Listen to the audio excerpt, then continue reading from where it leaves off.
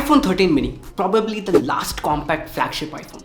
पिछले एक साल से regularly as a primary device use कर रहा हूँ and this is my long term full review of iPhone 13 mini. देखो ब्रोस, फ्लिपकार्ट अमेजोन का बिग बिलियन डे सेल सितंबर 23 से शुरू होने वाला है and that could be the best time to grab this mini powerhouse. Video को end तक देखना 4K में A to Z complete idea लग जाएगा स्मार्टफोन के बारे में from an Indian user perspective. And तक देखना, एक भी डाउट नहीं बचेगा. शुरू करते हैं. सबसे पहले मेन क्वेश्चन, 13 मिनी या 13? वैसे दोनों के प्राइसिंग में ज्यादा डिफरेंस नहीं है एंड मोस्ट इंपॉर्टेंटली 13 मिनी उतना छोटा नहीं है जितना लोग सोचते हैं एंड 13 उतना बड़ा नहीं है जितना लोग सोचते हैं. Both are compact devices but in the world of TV sized huge humongous smartphones 13 mini holds a unique place. Pocketable है, one hand friendly, extremely light weight, but display उतना भी छोटा नहीं है कि किसी को इशू हो जाए. On the other hand iPhone 13 is the same phone with better battery life. Easily 2 hour extra expect कर सकते हैं and a bigger display.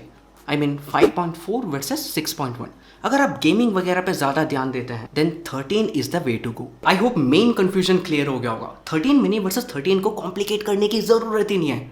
Just go for the size you like. बाकी सब सेम है. Of course excluding the battery and display size. इतना same है कि iPhone 13 buyers भी इस वीडियो को 13 का फुल रिव्यू समझ के एंड तक देख सकते हैं. ओके, iPhone 13 mini पे ज़्यादा ध्यान देते हैं. As usual, solid build quality by Apple. Glass unibody design, aluminum frames, flat edges. ऐसा लगता है कि एक solid glass piece को हाथ में पकड़ रखा है आपने. किसी भी तरीके का फ्लेक्स या साउंड सुनने को नहीं मिलता. Easily समझाऊँ तो it is built like a tank. हाँ, थोड़ा थिक ज़रूर फील होता है क्योंकि इसमें फ्लैट एजेस मिलता है. शार्प तो नहीं है और लाइट वेट है, so it is comfortable to use. Plus इसके कुछ एडवांटेजेस भी मिल जाता है. पहली बात, it looks super duper premium and classic. Secondly, night images, time lapse वगैरह शूट करने के लिए ट्राइपॉड की ज़रूरत नहीं है because it can stand on its own. Back panel glossy material का है. It is a fingerprint magnet. Case ज़रूर यूज़ करना to protect it from scratches and smudges. मेरे केस में एक साल के एक्सट्रीम यूसेज के बाद भी फोन मिंट कंडीशन में thanks to the tempered glass and case I use with it. हाँ, एक बार फोन गिर गया था मिट्टी में जिसके वजह से स्पीकर पोर्ट के पास थोड़ा सा पेंट चिप इन हो गया, वरना it is like a G shock. Rough and tough usage को भी हैंडल कर सकता है, बस एक अच्छा खासा केस यूज करना.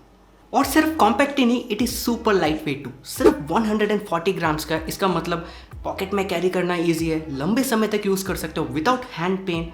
Overall very comfortable in hand experience. Compactness का मेन रीजन है इसका 5.4 inch FHD plus OLED display जो कि 60 हर्ट्ज रिफ्रेश रेट के साथ आता है. नंबर्स पे मत जाना, इजीली 90 हर्ट्ज को टक्कर दे सकता है स्मूथनेस के मामले में. ऑफ कोर्स इस प्राइस रेंज में कोई भी एक्सक्यूज नहीं है, लोग एटलीस्ट 90 हर्ट्ज एक्सपेक्ट करते हैं. बट अगर आप नंबर्स को साइड रख के रियल लाइफ एक्सपीरियंस की बात करोगे, you are not missing on something. It is super smooth. Display OLED होने के बाद भी काफ़ी हद तक कलर एक्यूरेट है, यानी ओवर सैचुरेट करके नहीं दिखाता कंटेंट को. साथ ही इसका व्यूइंग एंगल्स वगैरह ऑन पॉइंट है. किसी भी तरीके का कलर शिफ्ट वगैरह नोटिस नहीं किया मैंने. बेजल्स ना के बराबर है एंड जो भी है it is equal on all 4 sides. एक क्लीन लुक देता है, स्पेशली इसका चिन जिसे देख के लगता है कि हाँ, आप एक फ्लैगशिप फ़ोन यूज़ कर रहे हो. आउटडोर ब्राइटनेस इसका ऑन पॉइंट है. 800 निट्स का ब्राइटनेस मिल जाता है और 1200 निट्स का पीक ब्राइटनेस मिल जाता है, तो आउटडोर कंडीशन में डिस्प्ले इजीली विजिबल है. इसके ऑटो ब्राइटनेस सेंसर का तारीफ करना पड़ेगा. इतना बढ़िया कैलिब्रेट कर रखा है कि पिछले एक साल में मैंने बस 2-3 बार मैन्युअली एडजस्ट किया होगा. Works flawlessly.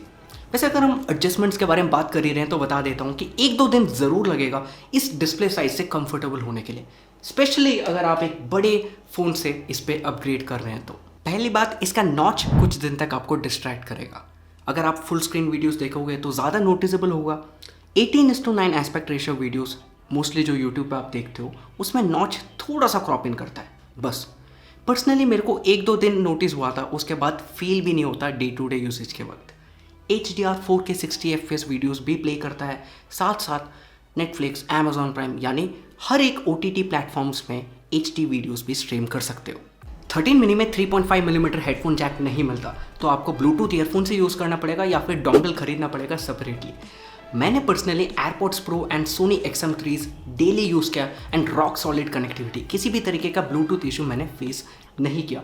सारे ही TWS कनेक्ट हो जाता है ब्लूटूथ के थ्रू और उनके कंपेनियन एप्लीकेशन भी ऐप स्टोर में अवेलेबल है. लाइक अगर आप Realme का TWS यूज़ करते हैं तो Realme link application app store से डाउनलोड कर सकते हैं एंड फिर कस्टमाइज कर सकते हैं. अगर आपको ईयरफोन्स वगैरह नहीं पसंद है तो इसमें स्टीरियो स्पीकर्स मिल जाता है, bottom firing and earpiece से साउंड आता है। ऑलमोस्ट इक्वल साउंड डिस्ट्रीब्यूशन है मेरे हिसाब से, 60-40 का बता सकते हैं, and it is decently loud.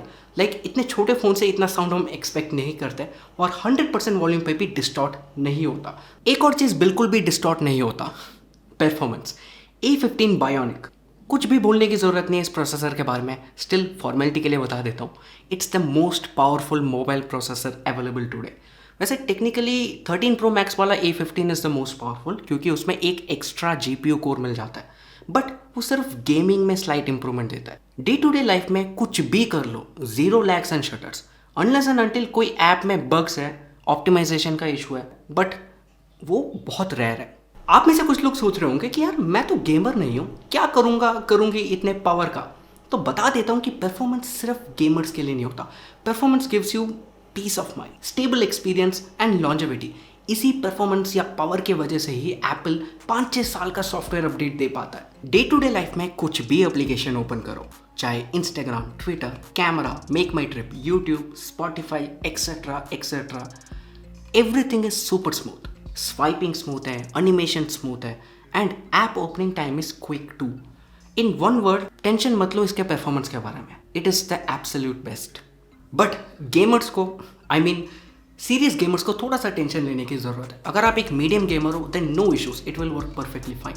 But अगर आप एक हार्डकोर गेमर हो, चैंपियनशिप टूर्नामेंट्स वगैरह में पार्टिसिपेट करते हो, 2 इश्यूज फेस करोगे। पहली बात, it's a compact device, screen छोटा है, कुछ गेम्स में कुछ बटन्स एक्सेस करते वक्त थोड़ा सा डिफिकल्टी हो सकता है, थोड़ा सा एक्स्ट्रा एफर्ट डालना पड़ सकता है, specially if you have thick fingers. Secondly, 30-40 minutes के गेमिंग सेशन के बाद हीटिंग।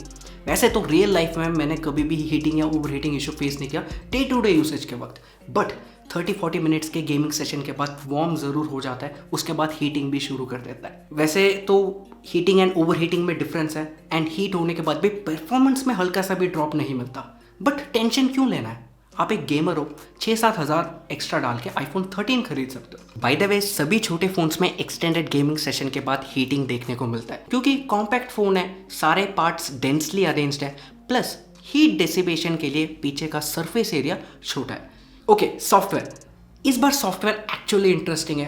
लेटेस्ट वर्जन है iOS 15.6.1, और सितंबर-अक्टूबर के अराउंड आपको iOS 16 भी ऑफिशियली अवेलेबल हो जाएगा। आई एम श्योर कि आपने YouTube में iOS 16 बेटा का टिप्स एंड ट्रिक्स, फीचर्स वाले वीडियोस देख ही लिया होगा, and that's even more awesome. वैसे iOS 15.6.1 इज सुपर स्टेबल, कम से कम बग्स देखने को मिलते हैं, और अगर कुछ बग्स है भी तो जल्दी अपडेट मिल जाता है। कोई भी सॉफ्टवेयर बग फ्री नहीं होता, बस ये डिपेंड करता है कि कंपनी कितना जल्दी उसे रिजॉल्व करती है, कितना जल्दी बग फिक्सेस दे देती है। ओवरऑल अगर मैं थीम की बात करूं, everything feels clean and premium. चाहे आप ऐप आइकन की बात करो, विजेट्स की बात करो, विजेट चॉइसेस की बात करो, एनिमेशन, सब कुछ स्लिक फील होता है। कुछ इंटरेस्टिंग फीचर्स, लाइक कोई भी वीडियोस देख रहे हो एंड बैकग्राउंड म्यूजिक का नाम जानना है, बस कंट्रोल पैनल से शज़ाम आइकन पे क्लिक करना है and with in seconds identify करके बता देगा।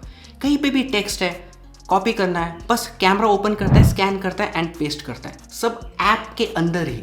Very well optimised and super useful. Safari, Chrome से फोटोज एक एक करके डाउनलोड करने की ज़रूरत नहीं है, बस एक पे लॉन्ग प्रेस किया, बाकी सबको सेलेक्ट किया, ड्रैग एंड ड्रॉप, बहुत ज़्यादा टाइम बचता है। एंड सिर्फ फोटो एंड गैलरी पे ही नहीं, लिंक्स, टेक्स्ट, सब कुछ ड्रैग एंड ड्रॉप कर सकते हो दूसरे एप्लीकेशंस पे। 3D एनिमोजी भी मिल जाता है, यूज़ कर सकते हैं, एंड इसका facial tracking is very accurate. सिर्फ फेस टाइम ही नहीं, बट थर्ड पार्टी एप्लीकेशंस पे भी बैकग्राउंड ब्लर एडजस्ट कर सकते हो, यूज़ कर सकते हो वीडियो कॉलिंग के वक्त। Very professional looking, and of course FaceTime and iMessage भी यूज़ कर सकते हैं, यानी iPhone to iPhone free messages, free video calling for lifetime. Siri भी काफ़ी हद तक स्मार्ट हो गया है, पहले से ज़्यादा, बट गूगल असिस्टेंट लेवल का बिल्कुल भी नहीं है। Google assistant is on another level, सारे लैंग्वेज भी समझता है यार आजकल तो। यूज़फुलनेस की बात कर ही रहे हैं तो एक सुपर हेल्पफुल सॉफ्टवेयर के बारे में बता देता हूँ। देखो ब्रोस, अगर आपके पास आईफोन के साथ साथ मैकबुक या iMac है, then media transfer is lightning fast. But अगर आप मेरी तरह एक विंडोज़ यूज़र हो, then things can be little bit tricky, and यहाँ पे हेल्प करता है this video sponsor iMobi AnyTrans, one stop solution for all your iPhone needs. Link description box में, फ्री टू डाउनलोड है, most of the features free है, ज़रूर check out करना। Photo transfer, video transfer, music transfer, messages का backup, iPhone to iPhone, Android to iPhone, सब कुछ single click पे। Literally आप क्लोन कर सकते हो स्मार्टफोन को और इजीली आपका ट्रांसफर हो जाएगा। व्हाट्सएप फैन वॉइस, अपने पुराने फ़ोन से नया फ़ोन पे व्हाट्सएप चैट्स भी ट्रांसफर कर सकते हैं। Very easily. Link description box में। ओवरऑल एक आईफोन यूजर के लिए दिस इज सुपर यूजफुल, जरूर चेकआउट करना। And thanks to iMobi for sponsoring this segment. Okay, अब मेन हाईलाइट्स पे आते हैं। कैमरास, डुअल कैमरा सेटअप मिल जाता है 12+12 मेगापिक्सल का एंड सामने 12 मेगापिक्सल का सेल्फी कैमरा सेल्फीज के लिए। कैमरा को वन वर्ड में डिफाइन कर सकते हैं, consistency. What you see is what you click. काफी हद तक न्यूट्रल कलर साइंस मिल जाता है एंड क्योंकि shutter speed is super quick, running fast moving objects का भी फोटोज इजीली ले सकते हो बिना किसी ब्लर का। सिर्फ 12 मेगापिक्सल का सेंसर मिलता है बट डिटेल सफिशिएंट है जूम इन करने पे भी एंड क्रॉप इन करने पे भी। ग्रीन्स, रेड्स, ऑरेंजेस सभी को नेचुरली रिप्रेजेंट करता है और ऑब्जेक्ट के पास रह के फोटो लोगे तो काफ़ी रियलिस्टिक बैकग्राउंड ब्लर मिलेगा। Of course dedicated portrait mode भी मिल जाता है ऑब्जेक्ट एंड ह्यूमन सब्जेक्ट दोनों के लिए। हैंड्स को बहुत ज़्यादा स्टेडी करके पकड़ने की जरूरत नहीं है। Optical image stabilisation will do the job for you. Ultrawide में भी same level of consistency expect कर सकते हैं। डिटेल्स बढ़िया है, फ्रिंजिंग ना के बराबर देखने को मिलता है एंड लो लाइट में भी अल्ट्रावाइड कैमरा को यूज करके फोटोज ले सकते हो। बस एक इशू है, 10 फोटोज लेने पे 1 या 2 बार डायनेमिक रेंज थोड़ा सा गलत कर देता है। HDR को इंप्रूव करने की जरूरत है। एक एरिया थोड़ा सा ब्राइट दिखता है विच लुक्स लाइक एन आईसोर। इस प्राइस रेंज में किसी भी तरीके का जस्टिफिकेशन नहीं है, सो ये एक कॉन है। एंड हॉनेस्टली बताऊं तो सेल्फी कैमरा का कलर साइंस कुछ लोगों को पसंद नहीं आएगा, specially Oppo and Vivo users. Skin tones को एक्यूरेटली रिप्रेजेंट करता है तो जिन्हें फोटोशॉप लुक चाहिए उनको ये पसंद नहीं आएगा। पोर्ट्रेट मोड मिल जाता है, बैकग्राउंड ब्लर ऑन पॉइंट है, रियलिस्टिक लगता है और एज डिटेक्शन में भी किसी भी तरीके का इशू नहीं है। ओवरऑल इस प्राइस रेंज में सेल्फी कैमरा को 10 में से 8 मार्क्स दे सकते हैं। और जब भी आप पोर्ट्रेट फोटोज लेते हैं गैलरी में ही ऑप्शन मिल जाता है इंटेंसिटी या F stop value increase decrease करने का।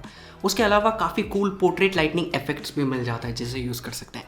Camera application easy, smooth and simple to use है। मैक्सिमम 5 मिनट्स लगेगा और कंप्लीट आइडिया लग जाएगा आपको इसके यूआई का। ऐप ओपन करते ही photo, video, cinematic mode, slo-mo, time lapse, panorama सभी ऑप्शन सामने दिया गया है। उसके अलावा मेन कैमरा से अल्ट्रावाइड स्विच करने का टॉगल बिल्कुल सेंटर में।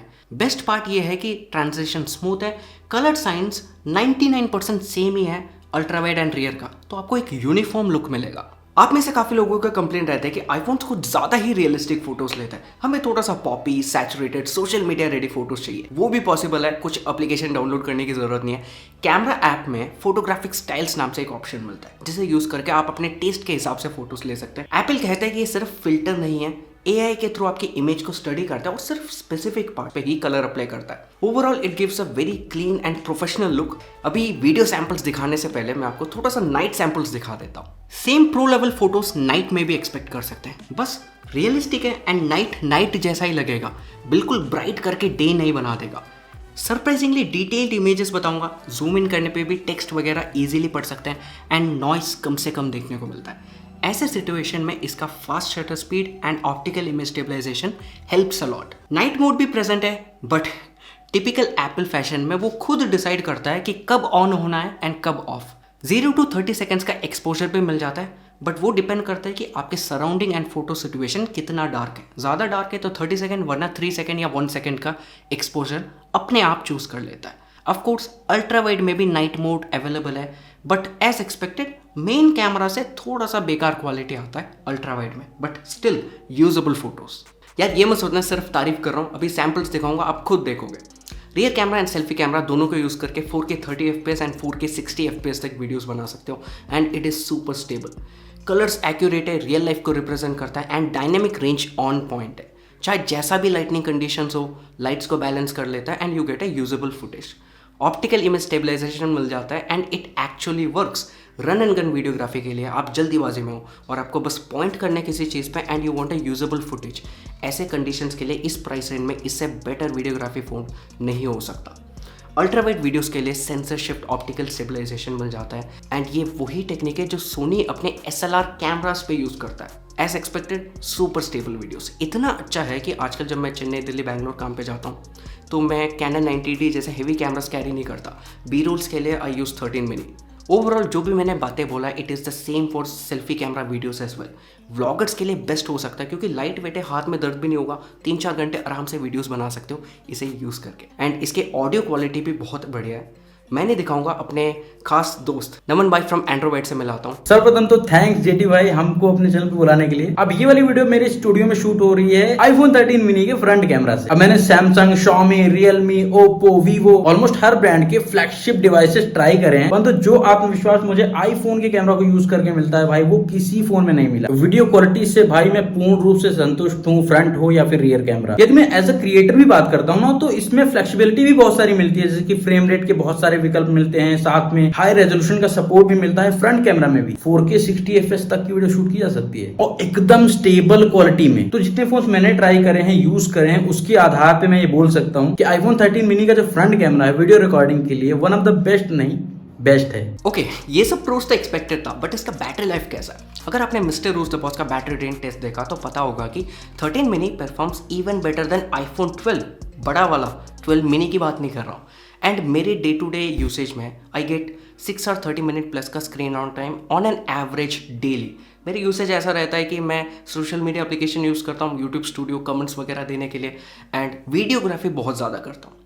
गेम्स बिल्कुल भी नहीं खेलता, लाइक हफ्ते में 1-2 बार ऐसी टेस्टिंग करने के लिए, और 70% टाइम वाईफाई, 30% टाइम LTE। इस यूसेज में आई गेट 6 और 30, कभी कभी 7 भी मिल जाता है on an average daily. Unless and until आप एक हैवी यूज़र हो और आपको 8 घंटे से ज़्यादा का स्क्रीन ऑन टाइम डेली चाहिए, this will be sufficient. Battery health एक अप्रॉक्सीमेट एंड अनरिलायबल डेटा है, मैं उस पर बिल्कुल भी बिलीव नहीं करता, but after 1 year of daily usage, कभी वायरलेस भी कभी नॉर्मल चार्जिंग भी, it is at 89% and it's good. वैसे बॉक्स में चार्जिंग अडेप्टर नहीं मिलता और आपको अलग से खरीदना पड़ेगा। मैं खुद एप्पल का 20 वॉट चार्जिंग अडेप्टर यूज़ करता हूँ, थोड़ा महंगा ज़रूर है but 100% recommended, highly worth it. Build quality बढ़िया है, लॉन्ग लास्टिंग है, सालों साल यूज़ कर सकते हो। आपके फ़ोन को 0 to 100 1 hour 25 to 1 hour 30 minutes में चार्ज कर लेता है और 30 मिनट्स में 60% तक चार्ज कर लेता है। और ये एप्पल का lightning to type C cable use करता है, जो कि बॉक्स में ही आपको देखने को मिलेगा। ऑफकोर्स वायरलेस चार्जिंग भी सपोर्ट करता है एंड एप्पल का खुद का मैगसेफ टेक्नोलॉजी के थ्रू भी चार्ज कर सकता है। वायर्ड मेथड से 20 वॉट तक सपोर्ट करता है और वायरलेसली 15 वॉट तक। वैसे आप इस फ़ोन को लेने के बारे में प्लान कर रहे हो तो मेरा real life battery drain test ज़रूर चेकआउट करना। इंडियन यूज़र स्पेसिफिक है और मैं कॉन्फिडेंटली कह सकता हूँ कि इंडियन यूट्यूब में इससे बेटर डिटेल्ड वीडियो नहीं मिलेगा। लाइक बटन के नीचे उस वीडियो का लिंक दे दूंगा। बाकी चीज़ों के बारे में बात करें तो डुअल सिम सपोर्ट करता है, एक फिजिकल एक ई सिम, और at a time 5 eSIM save कर सकते हैं, यानी 5 ई सिम प्रोफाइल्स। इंडिया में Jio and Airtel e SIM provide करते हैं। Call quality, signal strength, mic quality सब परफेक्ट है, जीरो कंप्लेंट्स। प्लस ये एक 5G स्मार्टफोन है और सभी 5G बैंड्स जो इंडिया में हैं उन्हें ये सपोर्ट करता है। मोस्टली मैं वाईफाई यूज़ करता हूँ एंड यहाँ पे भी रॉक सॉलिड कनेक्टिविटी देखने को मिलता है। NFC भी मिल जाता है, यानी पेमेंट्स करना है, UP की जैसे सिक्योरिटी की यूज़ करना है वो भी आप कर सकते हैं। अनलॉक करने के लिए फेस ID मिलता है। हॉनेस्टली एक बार यूज़ करोगे तो एडिक्ट हो जाओगे। ऊपर इतना बड़ा नॉच इसी वजह से दिया गया है, उसके अंदर advance 3D facial recognition components मिल जाते हैं, जिसके वजह से पिच ब्लैक कंडीशन में भी फेस ID काम करता है एक्यूरेटली। पहले मास्क वाला प्रॉब्लम था बट अभी अपडेट्स के बाद मास्क के साथ भी बढ़िया काम करता है। बस आपको सेटिंग्स में जाके मास्क ID इनेबल कर देना है, फिर AI के थ्रू अपने आप सीख लेगा। 2-3 दिन में इट बिकम सुपर एक्यूरेट।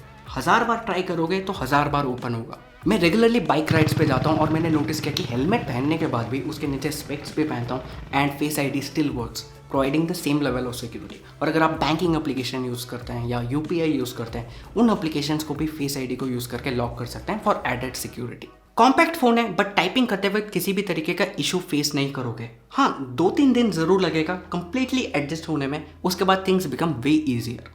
इसमें फ्लैगशिप लेवल हैप्टिक्स या वाइब्रेशन देखने को मिलता है। IP68 का water resistance peace of mind देता है, पानी के आसपास यूज़ कर सकते हैं विदाउट एनी इशू। एंड अगर आपका फ़ोन चोरी हो गया तब भी आप इसे ट्रैक कर सकते हो, क्योंकि फ़ोन स्विच ऑफ होने के बाद भी आपका आईफोन फाइंडेबल रहेगा। Very very interesting feature. और यस, एप्पल का ट्रेडमार्क म्यूट स्विच भी मिल जाता है, सुपर हैंडी।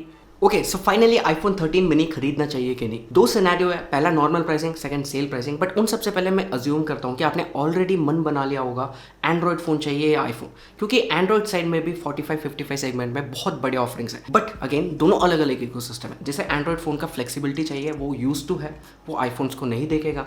जैसे आईफोन ही चाहिए, iOS इकोसिस्टम में ऑलरेडी इन्वॉल्व है, वो एंड्रॉयड फ़ोन्स को कंसिडर भी नहीं करेगा। ये डिसीजन आपको लेना है प्रोस एंड कॉन्स समझ के। फर्स्ट सिनेरियो पे आता है जहाँ पे iPhone 13 mini sells for 65,000 rupees on Flipkart and 70,000 rupees on Amazon में महंगा है क्योंकि वहाँ पे बेस वेरिएंट अवेलेबल नहीं है। अब इस प्राइस रेंज में it competes directly with iPhone 13 दोनों ही वेबसाइट में 70,000 रुपीज़ का मिलता है। उन लोगों को 5-6,000 रुपीज़ एक्स्ट्रा स्पेंड करके 13 लेना चाहिए जो अपने आप को पावर यूज़र मानते हैं। 8 आवर प्लस का स्क्रीन ऑन टाइम आपको चाहिए ही चाहिए, या फिर गेमर है पूरे दिन गेमिंग करते हैं, या फिर पूरे दिन OTT मीडिया में मीडिया कंज्यूम करते हैं, वीडियोस देखना आपका पैशन है, then spending 5-6,000 rupees extra is a better investment for you. अब सितंबर 23 से इंडिया में सेल शुरू होने वाला है एंड मेरे को लगता है कि this will B priced around 45,000-50,000 rupees. पिछले बार 12 महीने की तरह 37-40,000 मैं एक्सपेक्ट नहीं कर रहा हूँ। लॉजिक ये है कि अगर ये 37-40 का बिकेगा तो 12 महीने 30 का बेचेंगे, फिर उन्हें iPhone 11 भी सेल करना है, SE 2022 भी सेल करना है और 10R भी सेल करना है। अब 15-20-25 हज़ार में तो बेचेंगे नहीं ना, ब्रांड वैल्यू को भी एप्पल कंसिडर करेगा। तो रियलिस्टिकली 43-44,000 के आसपास मैं एक्सपेक्ट कर रहा हूँ। और इस प्राइस में 3 तरीके के लोगों को इसे आंख बंद करके लेना चाहिए। पहला, कंटेंट क्रिएटर्स। इस प्राइस में या फिर 60-65,000 रुपीज़ में भी इससे बेटर रियर कैमरा वीडियोग्राफी या सेल्फी कैमरा वीडियोग्राफी नहीं मिलेगा। स्टेबल, और आपको माइक वगैरह एक्स्ट्रा डालने की भी ज़रूरत नहीं, इसका माइक ऑन पॉइंट है। कंटेंट क्रिएशन आपको करना है, this is the way to go. Secondly, जो लॉन्ग टर्म इस फोन को यूज़ करना चाहते हैं, एक बार आपने आईफोन ले लिया, 5-6 साल यूज़ कर रहे हो, उसके बाद किसी और को आपने दे दिया, ऐसे सिनेरियो में this phone makes a lot more sense. 5 साल का सॉफ्टवेयर अपडेट, स्पेयर पार्ट्स वगैरह अगले 6-7 साल के लिए अवेलेबल होगा। एक बड़े इन्वेस्टमेंट है ऐसे लोगों के लिए। थर्डली, जो लोग प्राइवेसी एंड सिक्योरिटी पे थोड़ा ज़्यादा ध्यान देते हैं, एक लेटेस्ट रिपोर्ट निकल गया है जो बताता है कि Apple takes the least amount of user data compare to all other Android smartphone manufacturers. तो ये जो पीस ऑफ माइंड देता है ना, that is priceless. Long term में इसका इंपॉर्टेंस आपको समझ आएगा। मैं ये नहीं कह रहा हूँ कि एंड्रॉइड साइड में सिक्योरिटी प्राइवेसी नहीं देते, but Apple takes it a notch above. Okay, compact phone इस प्राइस रेंज में आपको नहीं मिल रहा है। एंड्रॉइड साइड में Asus 9Z है, बट आईफोन में यही ऑप्शन है। तो अगर आपका बजट 1 लाख रुपए भी है तो कॉम्पैक्ट फोन के लिए यही लेना पड़ेगा, ज़्यादा ऑप्शंस है नहीं। एक महान फिलोसोफर सुमुक राव ने एक बार कहा था, buy mini iPhones for the size not for the price. अगर आप साइज के लिए खरीद रहे हैं, you will be very happy. अगर आप इस वजह से खरीद रहे हैं कि भाई इस प्राइस में A15 बाय एक पावरफुल आईफोन मिल रहा है सिर्फ प्राइस के लिए, then you will be disappointed. Overall इस वीडियो के लिए इतना। वीडियो पसंद आए तो लाइक एंड सब्सक्राइब जरूर करके जाना। आईफोन 12 मिनी या 13 मिनी या फिर आईफोन 12 या 13, इन सब का क्वेश्चन मैं पिन कमेंट में डाल दूंगा, पढ़ लेना। एक वीडियो में ज़्यादा ऐड नहीं कर सकता, ऐसे वीडियोस बनाने में बहुत टाइम लगता है, पूरे 10-11 पेज का स्क्रिप्ट लिखना पड़ता है, बी रोल्स को बार बार शूट करना पड़ता है, फैन ऑफ करके पसीने में वीडियो बनाना पड़ता है। तो ज़रूर शेयर करके जाना उन लोगों के साथ जो आईफोन 13 या 13 मिनी को कंसिडर कर रहे हैं बाई करने के लिए। Thank you so much for watching. अगले वीडियो में मिलते हैं, बाय।